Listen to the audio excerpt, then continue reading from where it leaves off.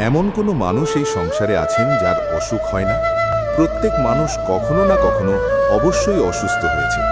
তার এই শরীর রোগের শিকার অবশ্যই হয়েছে। এবার দেখুন, এই রোগ আসে, আবার এই রোগ চলেও যায়। কিন্তু সেই রোগ আমাদের কষ্ট দিতে কেন সক্ষম হয়? কারণ হলো স্বচ্ছতা। যদি এই স্বচ্ছতা শরীরে না থাকে, তাহলে মানুষকে শারীরিক কষ্ট পেতেই হবে। ঠিক সেইভাবেই অত্যন্ত প্রয়োজনীয় হলো এই স্বচ্ছতা যেন মনেও থাকে। যদি এই স্বচ্ছতা মনে না থাকে, তাহলে মানুষ চারিত্রিকভাবে কষ্ট সহ্য করে। এবারে নিবারণ কি হতে পারে? বড়ই সহজের উপশম। যদি রোগ শরীরে হয়, তাহলে সর্বপ্রথম স্বচ্ছতা বজায় রাখতে শিখুন। এই শরীরকে পরিষ্কার রাখতে শিখুন। বিচক্ষণতার সাথে এই রোগের সম্মুখীন হন।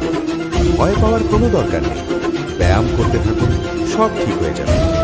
সেইভাবেই যদি এই অসুখ মনে হয়, তাহলে কি করা যায়? সর্বপ্রথম তার আধারের উপরে নজর দিন। আপনার এই আধারই হলো আপনার আহার।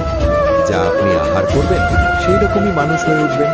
সেইভাবেই আপনি যেরকম ভাবেন, সেই রকমই মানুষ হয়ে উঠবেন।